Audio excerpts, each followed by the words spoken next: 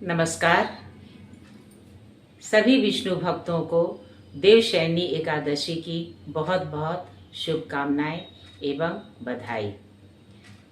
राजसभा में युधिष्ठिर बैठे हुए थे और वे अपने प्रिय सखा श्री कृष्ण को याद कर रहे थे। उसी समय श्री कृष्ण उनके सामने प्रकट हुए।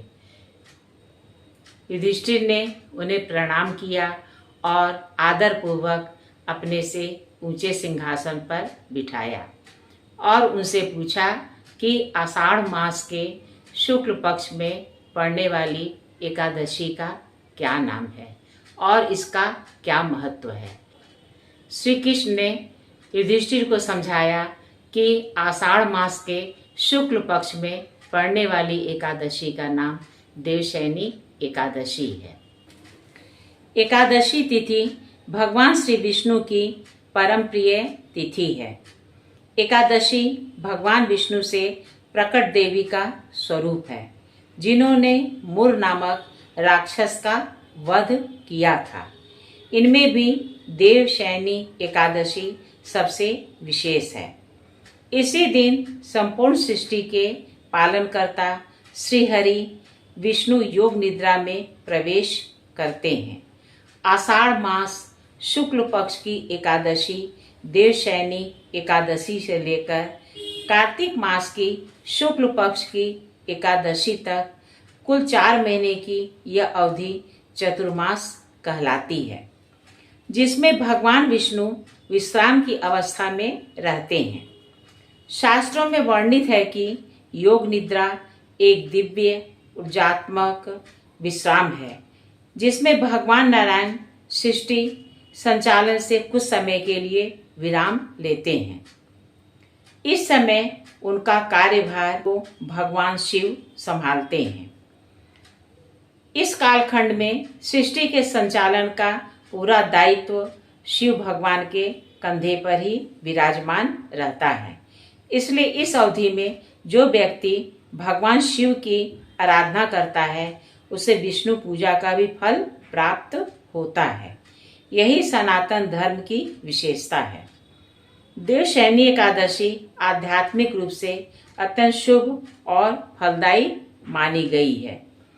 पद्म पुराण के अनुसार देवशयनी एकादशी के दिन भगवान विष्णु का पूजन और व्रत रखने से व्यक्ति को तीनों लोकों और त्रिदेवों की आराधना का पुण्य फल प्राप्त होता है। जब भगवान विष्णु योग निद्रा में होते हैं तो इस अवधि में शुभ कार्य जैसे विवाह, गृह प्रवेश, यज्ञोपवीत संस्कार आदि नहीं किए जाते हैं। मान्यता है कि जब सृष्टि के पालनकर्ता ही विश्राम कर रहे हों, तब मंगल कार्य करना उचित नहीं होता। इसलिए इन 4 महीनों में संयम, साधना और व्रत पर विशेष बल दिया गया है। देवशयनी एकादशी को विष्णु शयनी या हरिशयनी एकादशी भी कहते हैं। इस तिथि से प्रारंभ चतुर्मास की अवधि में साधक व्रत रखकर प्रतिदिन सूर्योदय के समय स्नान आदि से निवृत्त होकर भगवान विष्णु की आराधना करते हैं। देवशयनी एकादशी के दिन संकल्प के साथ चतुर्मास व्रत और साधना का प्रारंभ करना चाहिए। चतुर्मास के दौरान भगवान विष्णु का विश्राम ब्रह्मांडीय ऊर्जा के संतुलन के लिए होता है। चतुर्मास में एक बार ही भोजन करने की प्रथा है और भक्त व्रत नियम संयम पूर्वक रखते हैं और स्वास्थ्य लाभ के लिए श्रावण मास में शाक, भाद्रपद मास में दही, अश्विन मास में दूध और कार्तिक मास में दाल ग्रहण नहीं करते हैं। ऐसा करने से व्यक्ति का स्वास्थ्य उत्तम रहता है। भगवान श्री कृष्ण युधिष्ठिर को बताते हैं कि यह व्रत सब पापों को हरने वाली तथा उत्तम मोक्ष प्रदान करने वाली है। इसको करने वाला व्यक्ति स्वर्ग एवं मोक्ष को प्राप्त होता है। आषाढ़ शुक्ल पक्ष में शयनी एकादशी के दिन जिन्होंने कमल पुष्प से कमल लोचन भगवान विष्णु का पूजन तथा एकादशी का उत्तम व्रत किया है, उन्होंने तीनों लोकों और तीनों सनातन देवताओं का पूजन कर लिया है।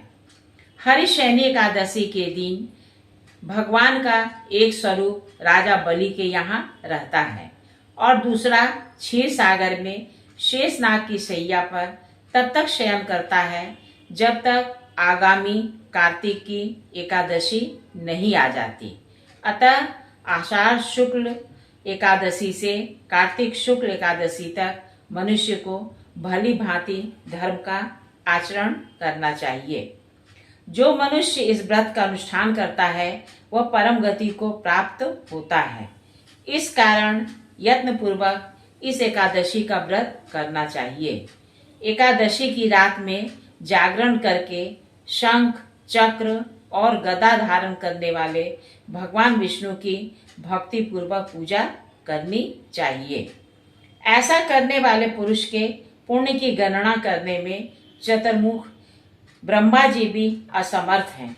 राजन, जो इस प्रकार भोग और मोक्ष प्रदान करने वाले सर्व पापहारी एकादशी के उत्तम व्रत का पालन करता है, वह जाति का चंडाल होने पर भी संसार में सदा भगवान को प्रिय होता है।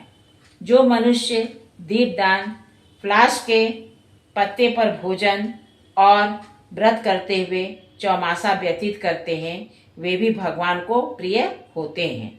चौमासे में भगवान विष्णु सोए रहते हैं, इसलिए मनुष्य को भूमि पर शयन करना चाहिए। जो चौमासे में ब्रह्मचर्य का पालन करता है वह परम गति को प्राप्त होता है। एकादशी के व्रत से ही मनुष्य सब पापों से मुक्त हो जाता है। अतः इसका व्रत करना चाहिए और कभी नहीं भूलना चाहिए कि शयनी और बोधिनी के बीच में जो कृष्ण पक्ष की एकादशियां होती हैं, गृहस्थ के लिए वही व्रत रखने के योग्य हैं। अन्य मासों की कृष्ण पक्षीय एकादशी गृहस्थ के रखने योग्य नहीं होती। शुक्ल पक्ष की एकादशी सभी को करनी चाहिए। कहिए मेरे श्रद्धालु श्रोताओं, एकादशी के संबंध में जो मैंने संक्षिप्त विवरण दिया है वो आपको कैसा लगा? अगर अच्छा लगा हो तो कृपया से लाइक और सब्सक्राइब कीजिएगा। नमस्कार।